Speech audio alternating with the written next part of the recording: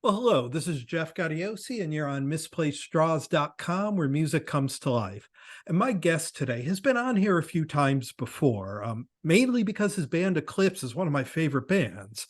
They're about to release a new album on September 1st called Megalomanium, and it's filled with everything you want from an Eclipse record, plus some new stuff and some stuff you didn't even realize you needed. But please welcome back Erik Martensson. Welcome, Erik. Thank you so much. What an introduction. So it's always a pleasure to have you. And, Megalomanium, the band's first record since 2021's Wired.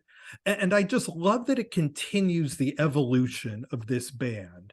I think if you go back and listen to 2012's Bleed and Scream, and then jump and listen to this record, you hear the growth in your songwriting and Magnus's playing and just the general musicianship of the band. As the main songwriter, I mean, do you feel and kind of appreciate the evolution of this band album to album? That is something we actually aim for all the time. We don't want to, AC/DC is my favorite band ever, but after 1980, they kept on repeating themselves, and for every record, it just got worse and worse. And I don't want to end up there, paint myself into a corner. So for every record, we always added something new, maybe try something different that we'd never tried before. And if that was successful or we liked it, then we had like a new door we could open and find new ways of doing this music.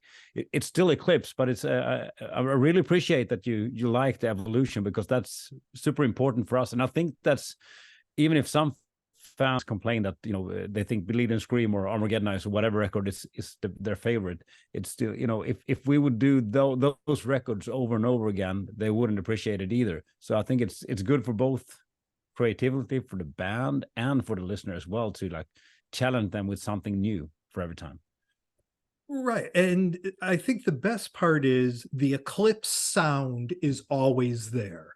There's the thread that runs through every record so that it's Eclipse. But as you said, everyone kind of finds a different door to go through. And that's something that not a lot of bands do. Yeah, it's of course, it's if I sing a song and it's a rock song, it's going to sound a little like Eclipse low. If you have, if talking about Bon Scott, if Bon Scott would sing in another rock band, it would sound a little like AC/DC, of course, because it's the signature of the band. But I think the melodic things, and add influences that's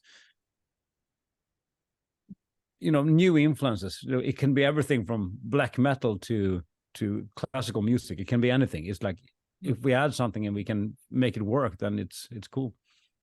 Well, it's funny talking about kind of new influences. I know Eclipse opened some shows for another band I love, My Chemical Romance. Yeah, And on this record, I hear a little of their influence on this, of course. Yeah. particularly in The Hardest Part Is Losing You, and even a little bit in The Broken. And it's just really cool that this deep into your career that you're still open to absorb these new sounds and influences and turn them into Eclipse.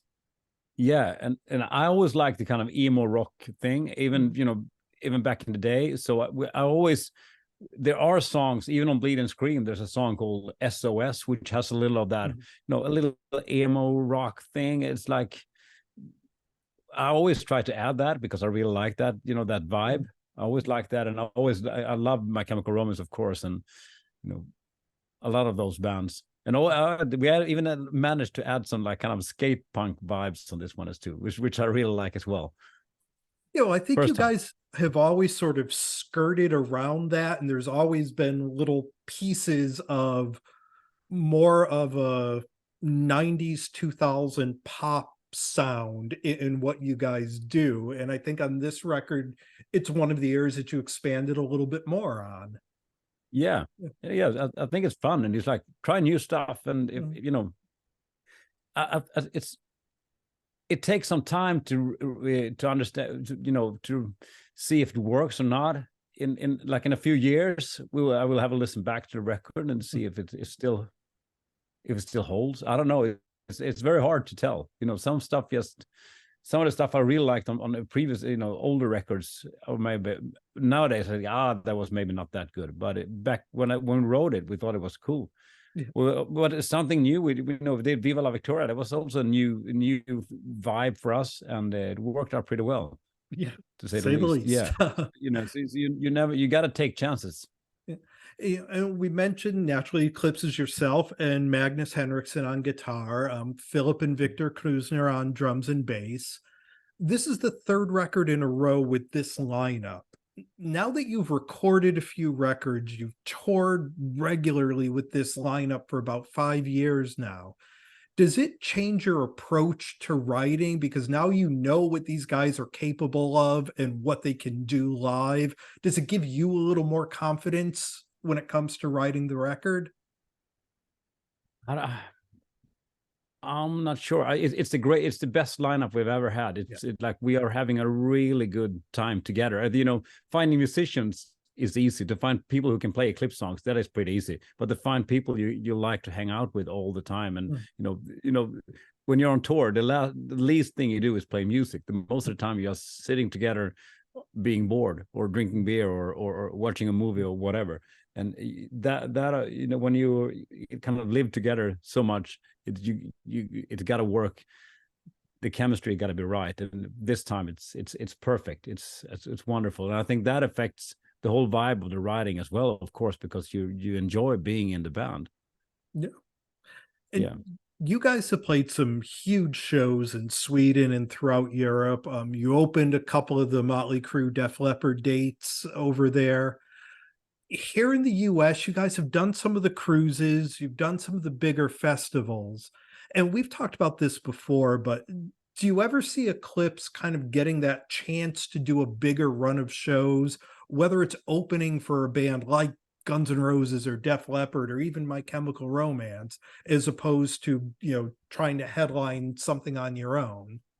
Yeah, we discussed this a lot, and we are, I think the only way for us to make it to do something for real in US is opening act thing. Otherwise, we would start playing in bars from scratch, because it's a brand new market. We've never been there before, and we are discussing these things, and eventually it happened. We said we always would go to do some South American dates, and next year it's actually going to happen for the first time. So who knows? Hopefully, fingers crossed, it will happen. Hopefully. We would definitely be looking forward to it. Yeah. Yeah. But in the absence of being able to do a full tour like that, how important are, the cruises and some of the bigger festivals over here to a band like Eclipse? It's unbelievably good for us. It's the cruises are fantastic. Of course, it's meeting all the people, of course, and hanging out for 5 days, having drinks and watching. The rest of the bands are my favorite bands as well, so I enjoy it just as much as everyone who's paying to be there. But I'd say that I think one of the biggest challenges for us as a small band, as we are a small band in US, we are nothing. So it's so hard to get the visas. I think that is the biggest challenge for us. It's not getting the flight tickets, it's not getting the gigs, it's actually getting the visas, which are, for every year, it's just get harder and harder. And after the pandemic, it's just even worse. And it costs like a shitload of money to get those visas. So we got to have like a proper tour or well-paid gigs. Otherwise, we will lose a lot of money. And that's the reality. That's why it's easier to, if you go to Japan, there are no, it's super simple to get a visa. You go to Australia, super simple. South America, easy. But if you go to America, it's a lot of work. Yeah, I've heard that from so many European bands, how just the cost of getting the paperwork you need to get here outweighs what you're going to make to play. It's hopefully something that can get changed here in the future. Yeah. And I mean, as most people know, Eclipse isn't your only project. You're also part of W.E.T with Jeff Scott Soto and Robert Saul. Any new music on the horizon for W.E.T? We are making a brand new record right now. I've been tracking guitars today for it. So it's completely written. It's Jeff has done most of the vocals, and so most of it is it's happening. With it's probably going to be done in in 1 or 2 months. Hmm. We have a tour coming up here in Europe, so that's going to make a little break from the recordings. But otherwise, it's happening. Now, does it change how you create and how you write a song when you're writing for Wet, where for the most part Jeff's handling the vocals, as opposed to writing for Eclipse when it's going to be your voice doing it? Um, yeah, I think it's a big challenge to write Eclipse songs because we always try to come up with something new, find our own way of doing things. With Wet, it's more like if it's a good song, it's on the record. It's Hmm. like if it sounds like an 80s song and we like it, then it's going to be on the record. Hmm. And with Eclipse, it's like if it sounds like a Whitesnake song, it's not going to be on the record Yeah. because you can listen to Whitesnake. We always have that. We have to evolve all the time, which makes it kind of more relaxing to write Wet. It Hmm. doesn't mean that we don't care Hmm. as much. We still care and we still want to write the best possible songs, of course. But it's there are different challenges. Hmm. And we talked about possibilities of touring. What do you have set up in Europe and other parts of the world once the record comes out?